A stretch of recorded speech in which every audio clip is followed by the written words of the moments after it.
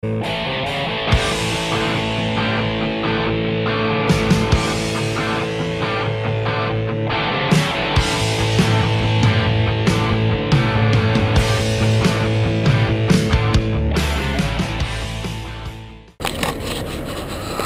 hey guys, we just got a load of track machines and I got to head out here, and I wanted to show you how this is all locked down. This is on the 51 step sliding axle, and just to get the load and your stable back in, I had to spread them out.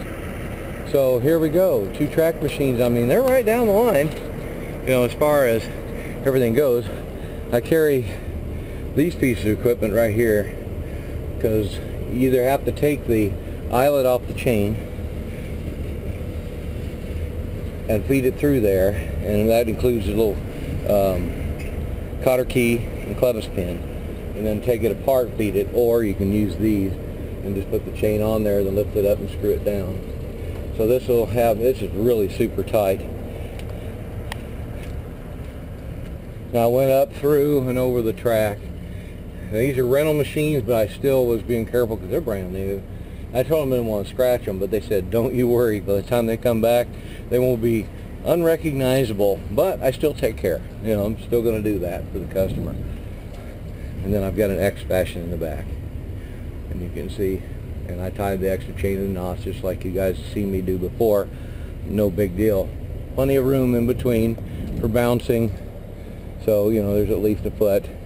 Now here's something I don't normally do, but this happened to be the best grab I could find, and it is super, super tight because there's no chain flex. It's hooking direct.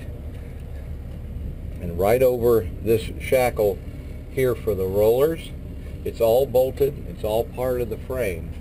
So as you can see, you know, everything is part of the machine. Obviously, it's tight. It's hyper tight. You could hear the rubber squeak on the tracks when I tighten these down. That's how tight they got. A direct grab like that is definitely the hot ticket. And you know, I was having a little bit more trouble trying to find a pocket because of some of these and the way they're the trailer is built. They didn't put some of the slots and stuff over the different wheel wells. And that's the way it goes. I just have to learn the trailer. One of the reasons I did that, because there's a single eye in the back. Well, you know, you're trying to run 2 grabs and it's too much of an angle and too much of a flex. So as you can see, I got the other ones on the other side, same exact configuration. And by golly, when I tightened it down, like I was saying, I had no worries. It was super tight. This is the kind of ramp that they have. And this is a rental place, so they just have regular old steel drive-up ramp. And they loaded at that distance because it is rubber track, and you have to take care because it's going to dump down. You don't want to break your DOT bumper like on concrete.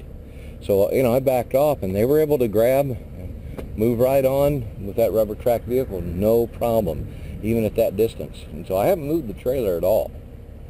And that's where they loaded it from, just so there was plenty of flex and safety to protect the trailer.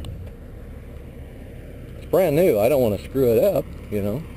But it's an interesting load, and there's still plenty of room. So if you had a 48 step, you'd be fine. You could load this load easily on a 48 step, and any of you guys that have that kind of stuff. So if you look up here, you can see there's looks like strap marks or whatever over the top. I didn't do any strapping over it, just simply because I'm dead on the tracks and I'm on the frame, and I took the time just to do it that way. I know that they are going to get the crap beat out of them on job sites, but I don't want any of the dings, rubs, paint messed up and everything from me. So I did notice that they've done a couple of grabs on this frame up here in the back. You can't really see it, but it's dented in, and I have the shipper note that, so they knew it was on the previous individuals and not me. I just don't want anything to come back Somebody saying, well, you hurt something or you damaged something. Well, no. Everything's good. And the guy who loaded them, he was super fast, super safe. Everything's good. So that's it's just a quick overview. So there's really nothing else to say about it, but it was an interesting load, and you'll see this stuff going down the road as you drive around. You'll see it, but just wanted you to check it out. It's pretty cool.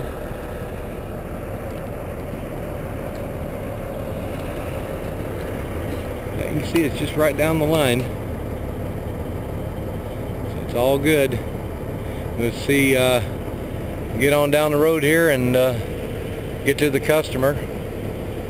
And I deliver on a Saturday, so it's like 450 miles, no biggie. See you on the road.